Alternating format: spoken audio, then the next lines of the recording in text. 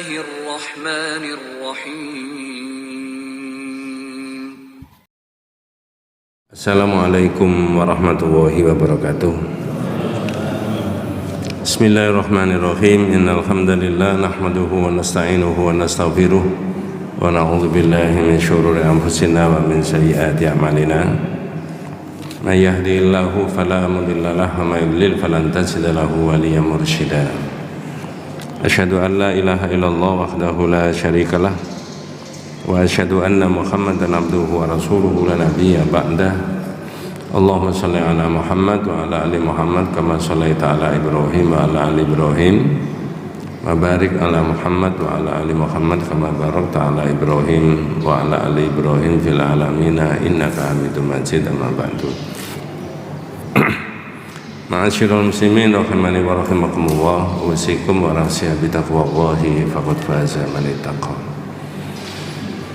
Ibu-ibu, bapak-bapak, adik-adik yang dirahmati Allah Subhanahu wa taala. Kitab ini sudah kita pelajari beberapa judul. Ada kurang lebihnya 10 pembahasan yang ada di dalam kitab itu dari 67 judul yang ada di dalam kitab. Misalkan kita pernah membahas mengenai fadlu tauhid wa ma yukaffiru minadz dzunub. Jadi keistimewaannya syahadat itu apa dan dosa yang bisa diampuni. Kita juga sudah pernah membahas mengenai man haqqaqa tauhid dakhalal jannata bi ghairi hisabin wala adzabin. Siapa yang mengamalkan tauhid semurni-murninya pasti masuk surga tanpa dihisab dan tanpa disiksa. Yang memastikan itu bukan para ulama, tapi dilalah dalil dari Rasulullah SAW. Kita juga sudah pernah membahas mengenai bedanya al-isti'adzatu li ghairillah dan al-istighatsatu li ghairillah.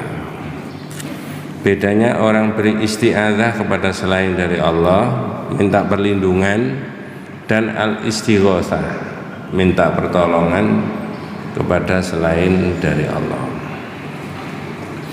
Sekarang saya ingin membahas kelanjutannya dari kitab itu. Judulnya Ayyusyrikuna ma la yakhluqu syai'aw wa hum yukhlaqun. Judul aslinya itu diambilkan dari surat Al-A'raf ayat 191. Dalam bahasa Indonesia diterjemahkan bebas, tidak seorang pun yang berhak disembah kecuali Allah. Jadi dalam bahasa Indonesia diterjemahkan tiada seorang pun yang berhak disembah kecuali Allah Subhanahu wa taala. Tapi kemudian dimodifikasi dalam flyer itu menjadi mengokohkan dan meneguhkan tauhid, ya, menyembah hanya kepada Allah Subhanahu wa taala, mengokohkan tauhid, mengabdi kepada Allah. Judul terserah, tapi intinya insya Allah akan dibahas. Dimulai dari begini, Pak, ya. Pikiran dan iman kita tentang Allah itu menyangkut 4 hal. Yang menyebutkan menyangkut 4 hal itu Syekh Fauzan Al-Fauzan, Syekh Shalih Fauzan Al-Fauzan.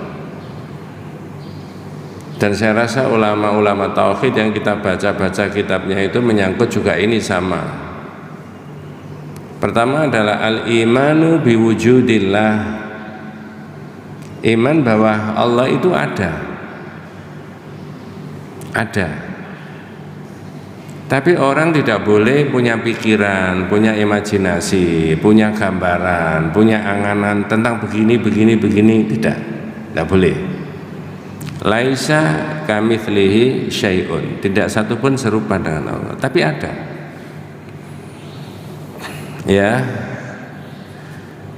Nanti kita ketemu di bab yang terakhir dalam kitab ini, penyebutan-penyebutan tentang Allah yang Allah itu menyebut zatnya sendiri seperti seperti menyebut untuk manusia, wajah, kursi, tangan kanan, itu ada di Quran. Wajhuwa, wajah Allah. Tapi orang tidak boleh punya imajinasi tentang bagaimana itu. Tidak, ada penjelasannya Imam Malik dalam kitab-kitab tauhid itu.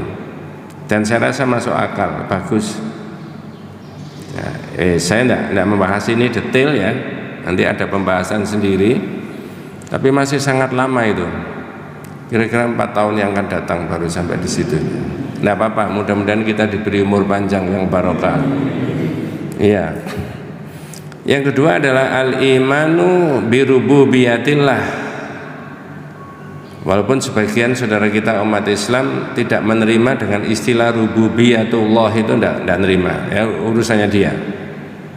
Tapi realitasnya di Quran ada. Apa maksudnya? Iman bahwa Allah yang mengatur, yang mengadakan. Ada benda ini dijatuhkan, jatuhnya ke bawah. Adik-adik yang sekolah hanya mengatakan ini gravitasi. Iman kita Allah yang membuat aturan itu tadi. Kalau tidak diatur Allah nggak bisa, benda bisa tabrakan, tidak teratur.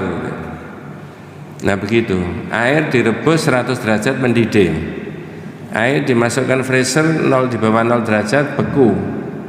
Bukan karena pinternya orang yang membuat alat yang namanya freezer, tapi karena di dalam air itu ada hukumnya Allah yang tidak bisa dirubah oleh manusia.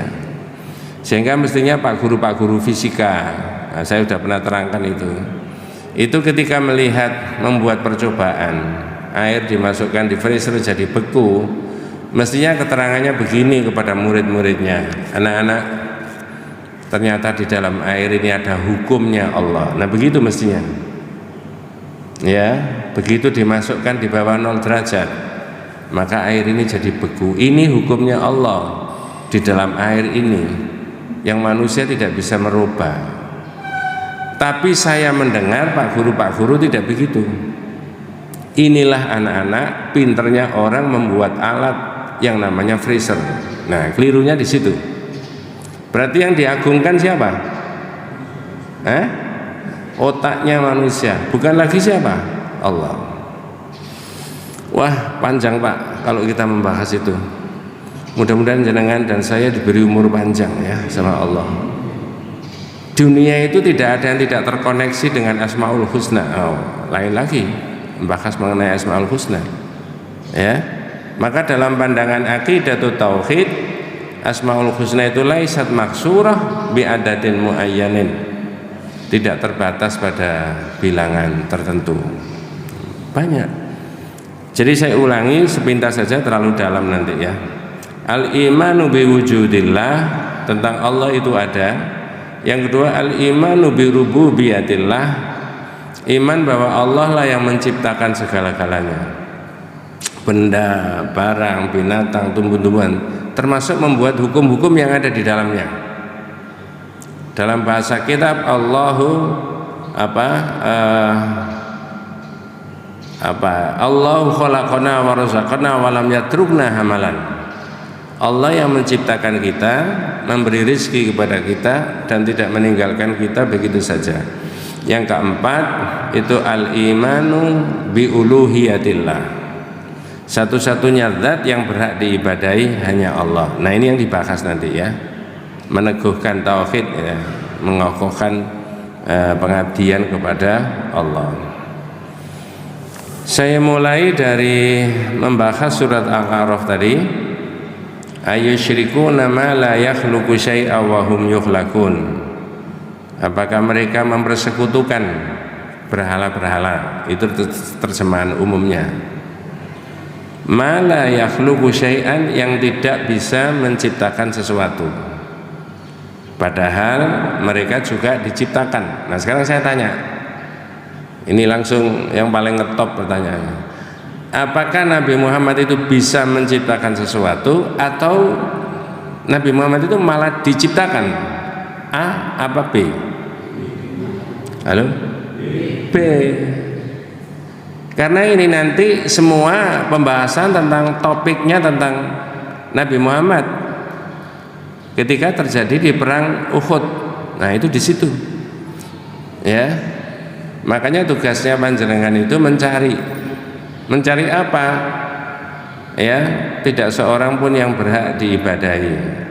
Dalam cerita yang bagaimana, dalam ungkapan yang bagaimana, atau dalam peristiwa yang apa, orang itu bisa disebut nyembah selain Allah. Saya ulangi, itu tugasnya dengan nanti 20 menit mencari dari keterangan saya itu ya.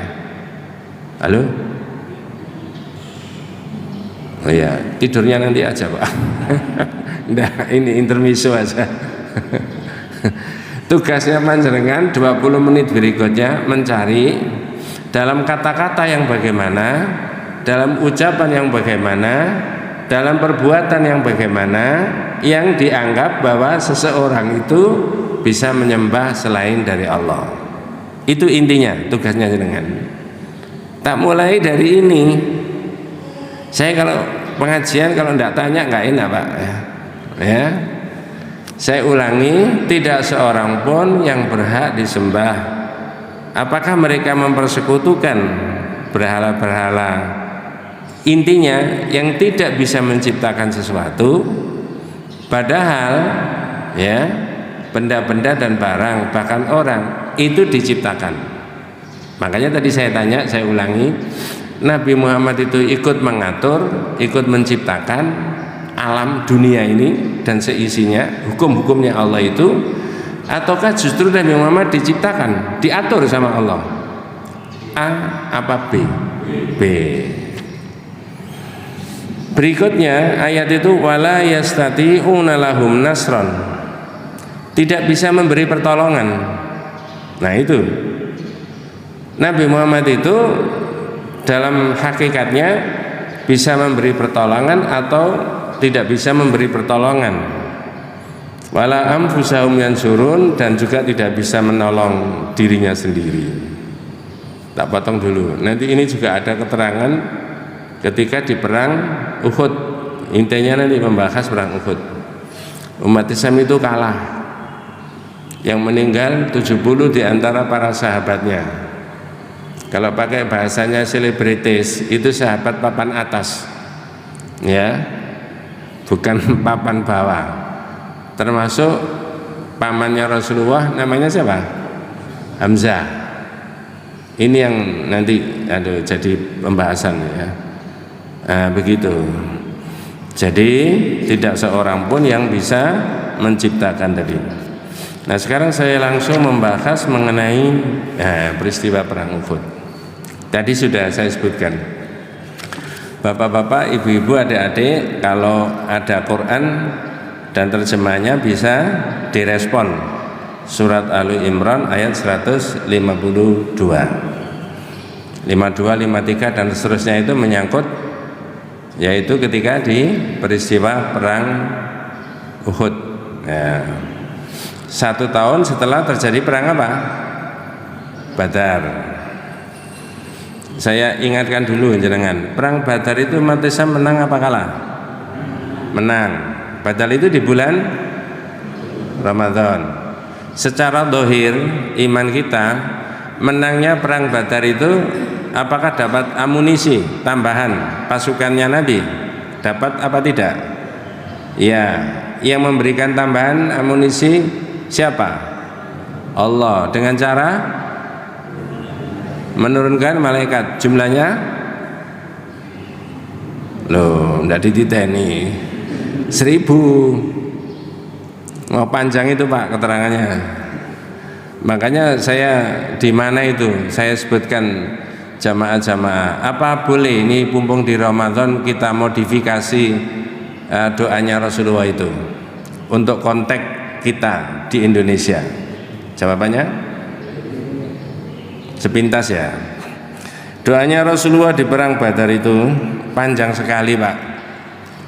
Allahumma hadhihi quraisya'u bi fakhriha wa khuyala'iha wa khayliha tahaduka wa tukadzibu rasulaka anjis lima wa'atani. Allahumma in tuhlik hadhihi sahabatu min ahli islam la tubat fil ardi abadan.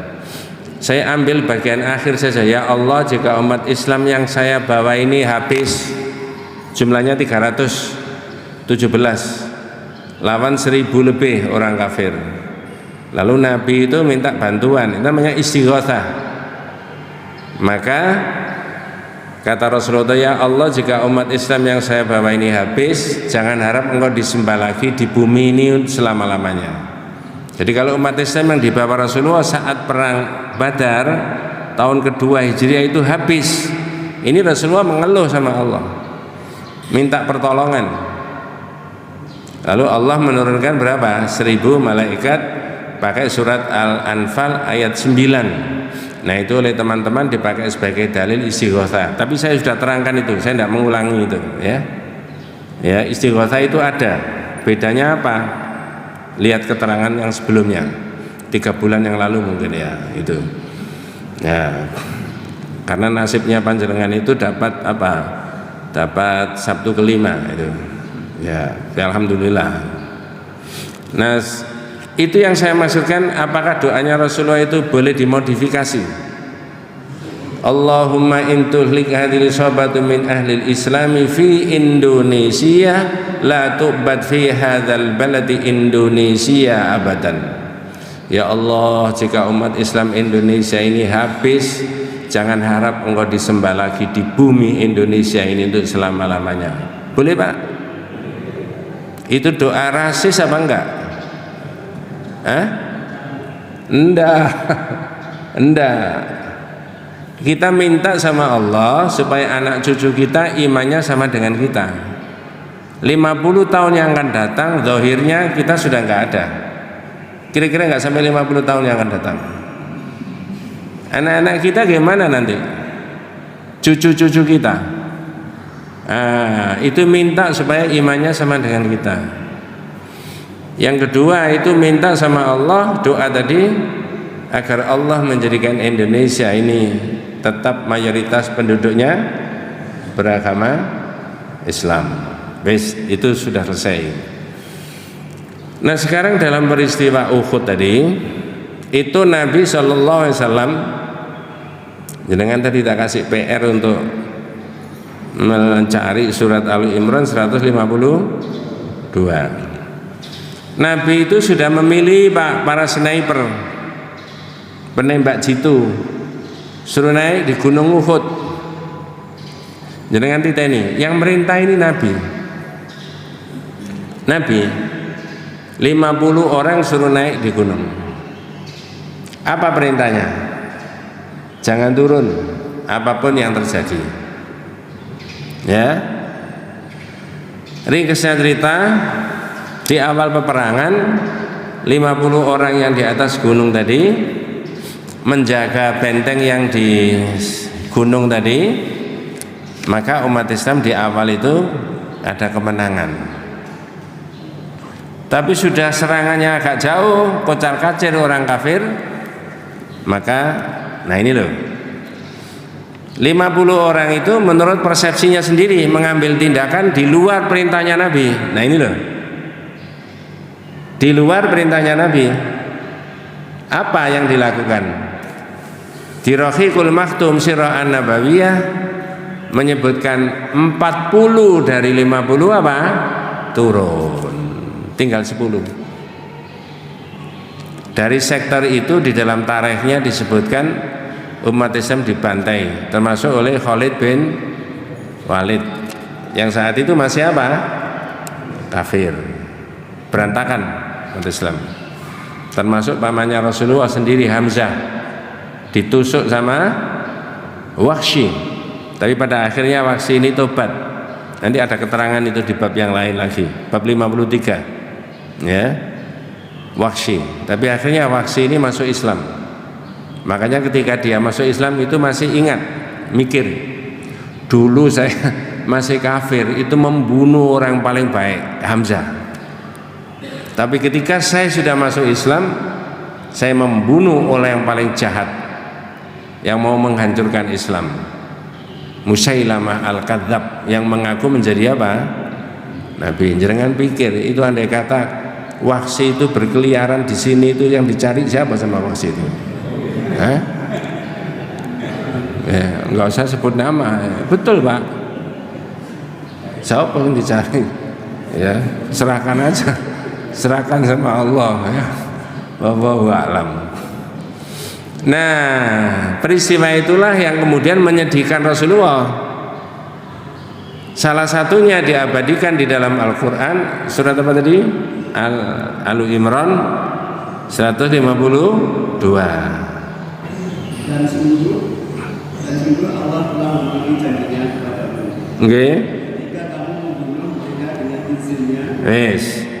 Laqad sadaqakum Allahu wa'dahu idz takhussunahum bi'idnih. Allah telah memenuhi janjinya ketika kamu membunuh mereka atas izin Allah. Ini di awal peperangan yang saya katakan menang tadi.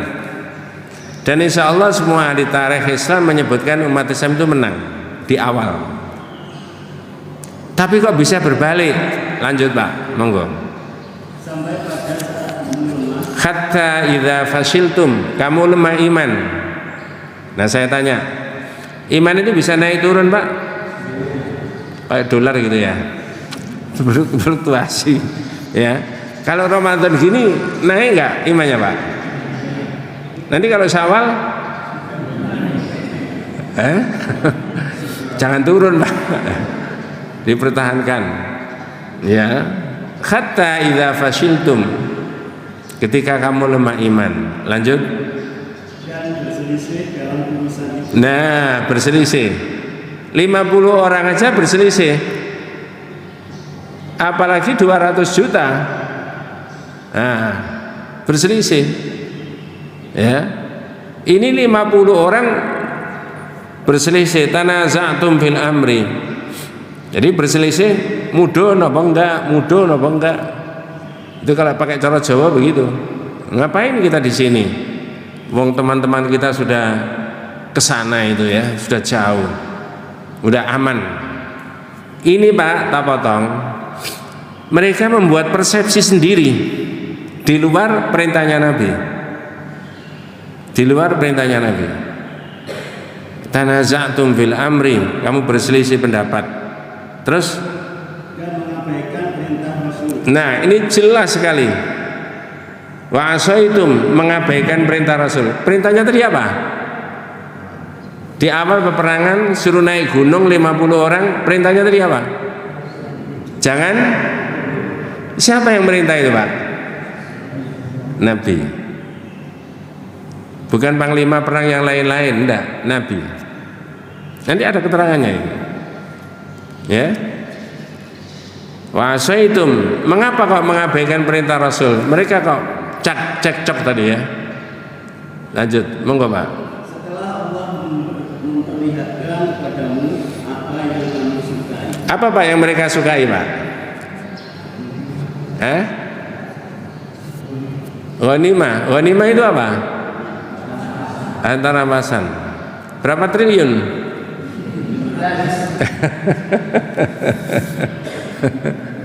Loh, ini bisa dipakai referensi Pak ayat ini kemana-mana.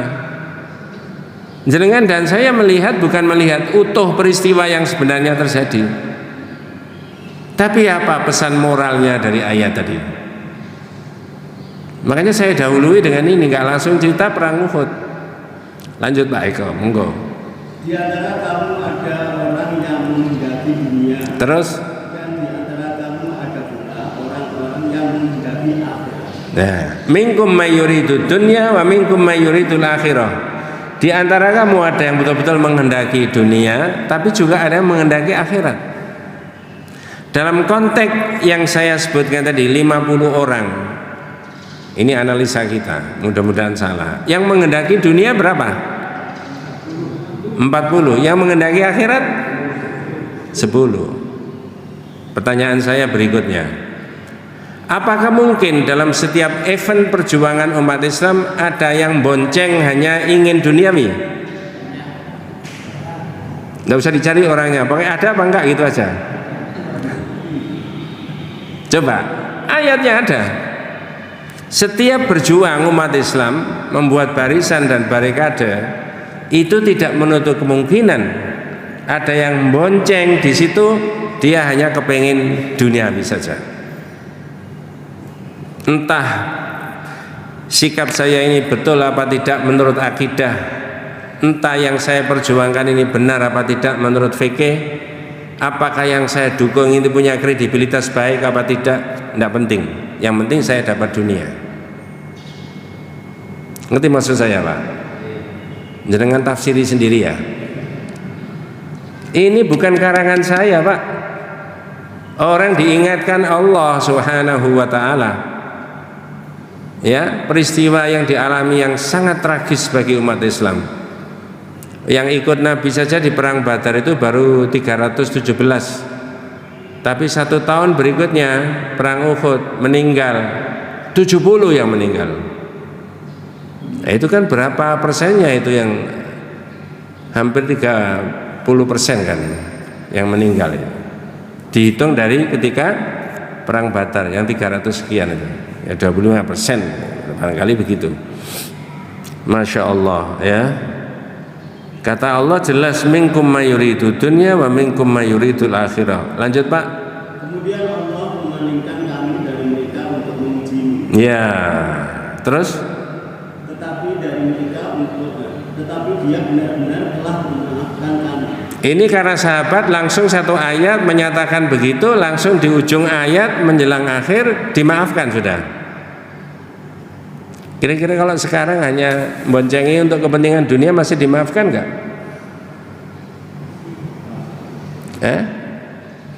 Wong ini berjuang, memperjuangkan yang hak, memperjuangkan yang benar, memperjuangkan yang baik, tapi kok bonceng? Yang penting dapat kenikmatan apa? Dunia. Ada ayatnya, minkum mayyuridud dunya wa minkum mayyuridul akhirah. Di antara kalian ada orang yang menghendaki dunia, dan di antara kalian ada yang menghendaki akhirat. Ini ayat ini tidak berhenti ketika di perang Uhud saja, Pak. Sampai 2024 masih berlaku nggak? Masih. Cuma saya mau tanya gini sungkan, dalam peristiwa apa?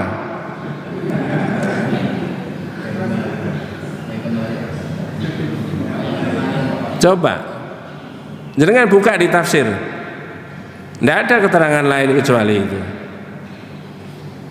Nah ini kalau para usah, para asatid, para syekh, para kiai dari Sabang sampai mereka mengingatkan jamaahnya begini, wah alangkah bagusnya kita itu ya. Ya, wallahu dzu fadlin 'alal mu'minin. Monggo.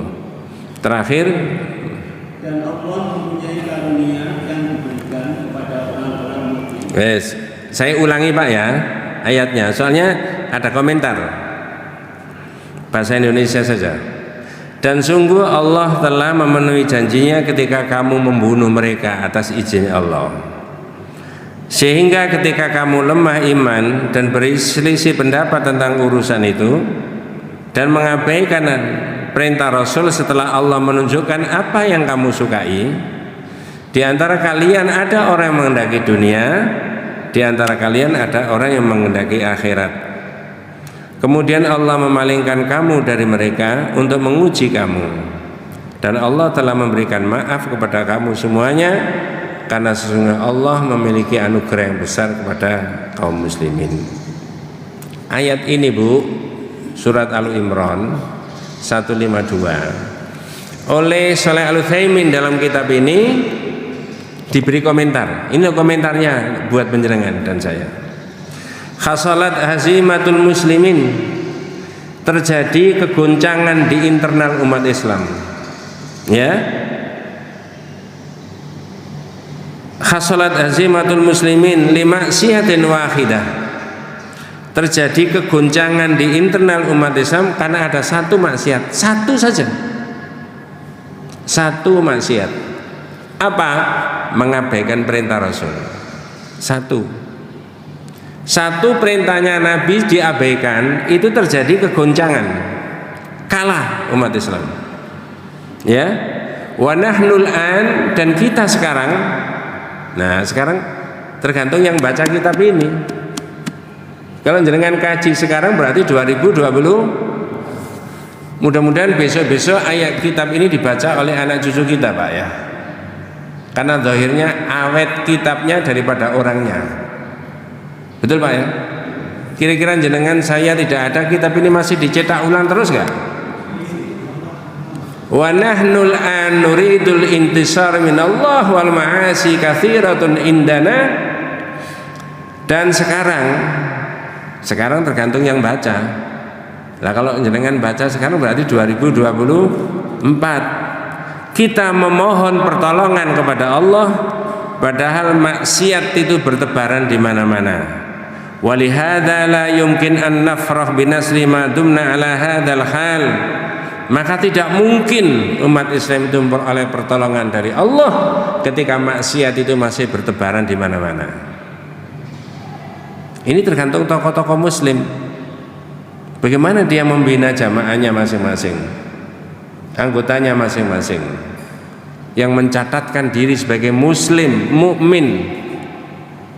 Nah, satu maksiat saja itu sudah berantakan umat Islam.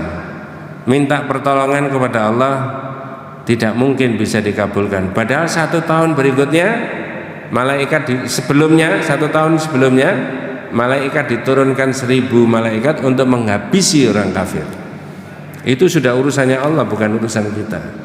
Tapi ini ada satu maksiat saja itu berantakan umat Islam. Maka kata Syekh Shalih Al-Utsaimin, kitab ini disebutkan walihada la yumkin an nafrah binasri ma dumna ala hadzal hal illa ay yarfaqallahu bina wa yasluhuna jami'an.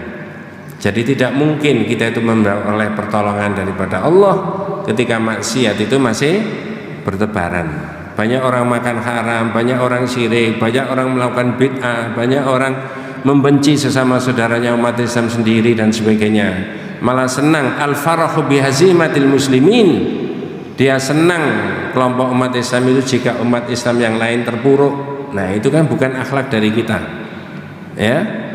Nah, di situ loh. Maka kalah umat Islam tadi.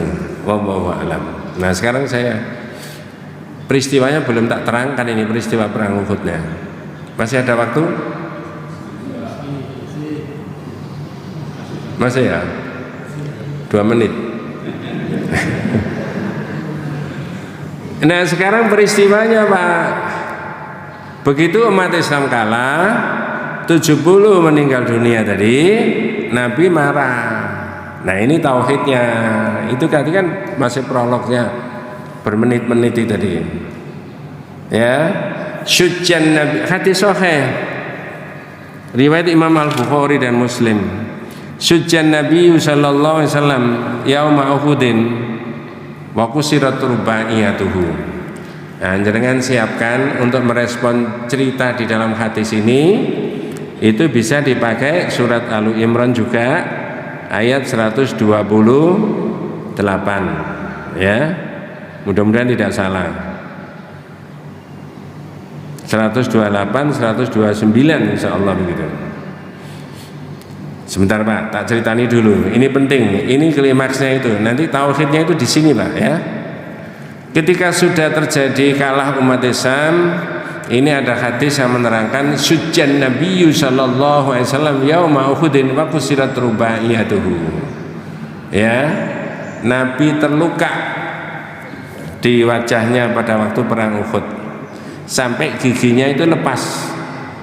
Ini kalau jenengan dalemi, mengapa kalau sampai terjadi begitu? Yang membentengi Nabi itu tinggal 2 sahabat saja. Yang lain sudah semburat tidak karuan. Tidak ada yang berani mendekat sama Nabi, orang-orang kafir, tapi dilempari batu saja. Dilempari batu dengan kencangnya sekali sampai giginya lepas. Nah, ini hadis sahih. Hadis ini terkoneksi dengan Quran. Ya. Syujjan, saya ulangi, syujjan Nabi sallallahu alaihi wasallam yauma Uhudin wa kusirat rubaiyatuhu. Nabi terluka di perang Uhud sampai giginya lepas. Marah. Nah, ini tauhidnya. Apa kata-katanya Rasulullah? Kaifa yuflihu qaumun syajju nabiyahum? Marah. saya membaca dalam ini kira-kira nadanya Rasulullah itu tinggi. Kaifa yuflihu qaumun sajju nabiyahum. Bagaimana kamu ini bisa beruntung umat ini yang melukai Nabi. Kalau saya pakai bahasa yang sederhana, kamu nanti sengsara, kamu nanti tidak untung, kamu nanti tidak bahagia gara-gara kamu melukai siapa? Nabi, mengkhianati Nabi. Nah, tauhidnya itu ya dianggap seolah-olah Nabi ini bisa menimbulkan madharat. Kalau kurang jelas bahasanya, itu bisa maknanya Nabi ini menyebabkan sahabat kualat Nabi. Ngerti maksudnya kalau pakai cara Jawa? Halo? Kalau tidak mengerti nggak bisa dilanjut ini Pak. Itu kira-kira sama orang Jawa ngomong gini loh Pak, Bu. Nduk, le, aja wani-wani wong tua. Wong tua ngono.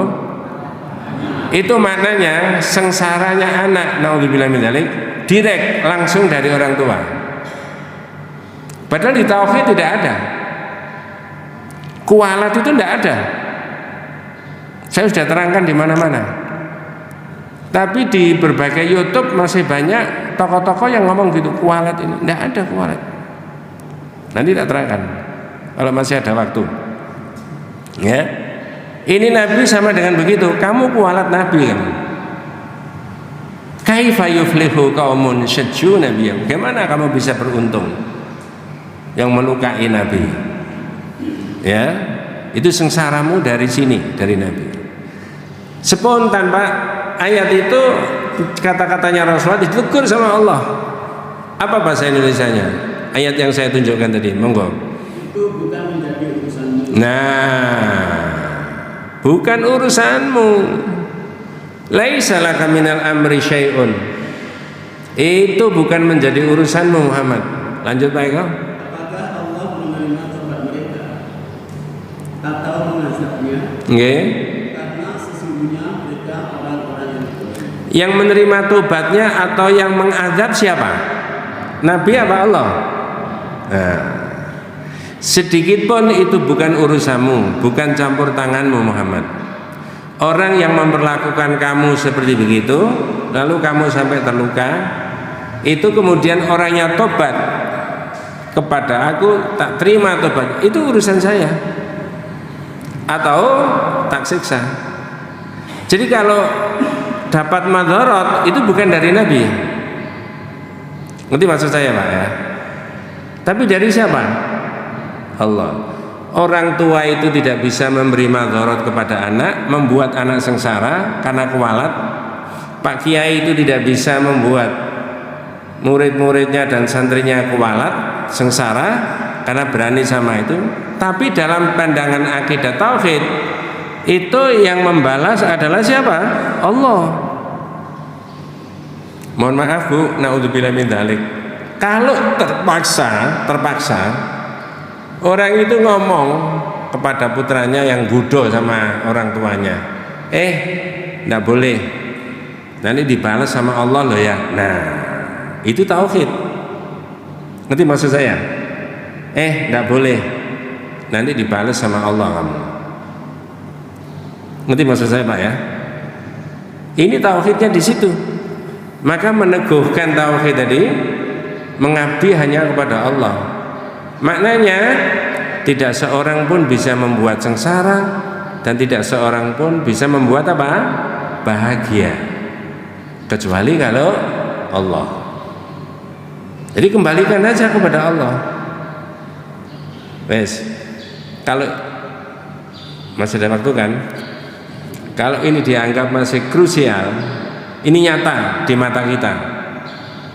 Kekinian yang hari ini, saya mengikuti channelnya Refli Harun, saya mengikuti channelnya Her Subno Arif Point, itu saya dengarkan semuanya itu Pak, Abraham Samad dan seterusnya, karena saya aktif.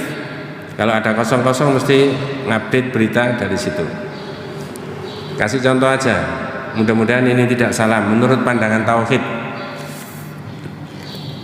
Dulu Pak ya, di Jakarta ada orang yang dipanggil KPK, ya, mau ditersangkakan. Peristiwa sudah lewat. Orang ini datang tepat pada waktunya. Yang kedua, orang ini datang sendiri. Yang ketiga, orang ini hanya membawa satu map saja. Datang tepat pada waktunya, tidak pakai ajudan, tidak pakai pengawal. Apa yang diminta oleh KPK diberi penjelasan sepenuhnya menurut berita yang saya dengarkan, dan saya tahu beritanya itu di berbagai media di YouTube. Goalnya, intinya atau rencananya bukan goalnya. Orang ini mau ditersangkakan, tapi di internal KPK rame, ya, rame, pro kontra. Ternyata tidak ada tanda-tanda, tidak ada bukti-bukti, tidak ada. Orang itu melenggang sampai sekarang, nggak ada masalah. Malah orang itu kemana-mana dielulukan anak-anak muda, mahasiswa, pelajar ini ke kampus-kampus dan sebagainya. Mohon maaf, ini bukan politik, tapi saya lihat dari sudut pandangan tauhid. Justru ketua KPK-nya yang, ngerti maksud saya? Siapa ketua KPK-nya? Bermasalah nggak sekarang? Berhenti nggak dari jabatannya? Ditahan atau tidak terserah Polda. Ya, kok bisa berbalik? Dari mana? Bukan seorang A ini yang bisa membalas dia, tapi orang baik ini dapat perlindungan dari Allah. Aibnya ditunjukkan sama Allah Subhanahu wa ta'ala. Inilah maka tauhid itu merekomendasikan jadilah orang baik. Dan banyak peristiwa-peristiwa begitu. Di Quran ada. Orang baik itu dapat perlindungan dari Allah karena dia tidak bisa membalas, tidak punya kekuatan. Ya, maka kata-katanya Rasulullah tadi ditegur sama Allah. Kaifa yuflihu qaumun sajju nabiyahum. Bagaimana kamu bisa beruntung yang melukai nabi? Oleh Allah tidak boleh. Itu bukan urusanmu. Ya, laisa laka minal amri syai'un. Orang itu tobat kepadaku karena dia salah, saya terima, urusan saya. Au yu'adzibahum, atau mereka tak siksa, fa innahum zalimun, karena mereka zalim, itu juga urusan saya. Jadi nggak ada korelasinya dengan Nabi Muhammad bisa membuat manfaat, bisa membuat madarat, tapi orang baik dapat perlindungan. Maka orang yang menjahati Nabi tadi akan dua kemungkinan: tobat diterima sama Allah atau disiksa sama Allah. Itu bukan berlaku sampai di zaman Nabi, tapi sampai zaman kapanpun. Untuk menguatkan keterangan saya yang terakhir, masih tetap surat Al-A'raf, minta tolong untuk bisa dibaca ayat 188. Surat apa tadi Pak? Al-A'raf 188. Inilah pikiran-pikiran dan pandangan-pandangan berkaitan dengan tauhid tadi.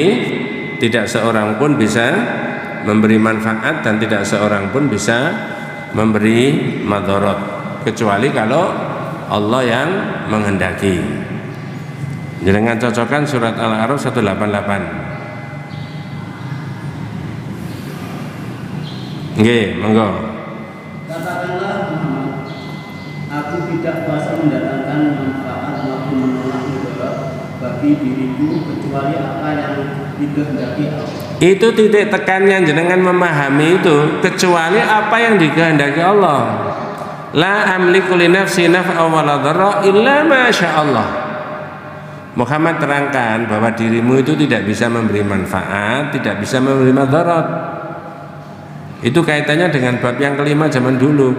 Kalau ada orang dapat hidayah dari Allah, itu bukan karena Nabi. Nabi cuma menyampaikan aja. Hidayah itu dari Allah. La amliku li nafsi naf'a wa la dharra illa ma sya'allah. Aku tidak kuasa memberikan manfaat dan menolak madarat kecuali kalau Allah menghendaki. Jadi kalau sampean itu memusuhi saya, terus sampean dapat madarat, bukan dari saya madarat itu. Dari siapa? Itu maksud saya. Bab ini begitu isinya. Illa masya Allah. Terus ditambahi lagi Pak keterangannya tentang Nabi Muhammad. Monggo. Sekiranya aku mengetahui yang gaib, niscaya aku membuat kebajikan sebanyak-banyaknya. Nah, walau kuntu a'lamul ghaib lastaghfir minal khair. Ini buktinya Nabi Muhammad itu tidak bisa tahu yang gaib. Itu otoritasnya mengetahui gaib cuma Allah saja. Sekiranya aku tahu yang gaib, walau kuntu a'lamul ghaib lastaghfartu minal khair wa ma massani su, dan tidak mungkin saya dapat musibah. Jadi kalau perang Uhud tadi, kalau Nabi mengerti 1-2 jam atau 1 hari sebelumnya akan kalah, secara manusiawi akan apa? Mundur. Kalau tahu. Tapi kan tidak tahu.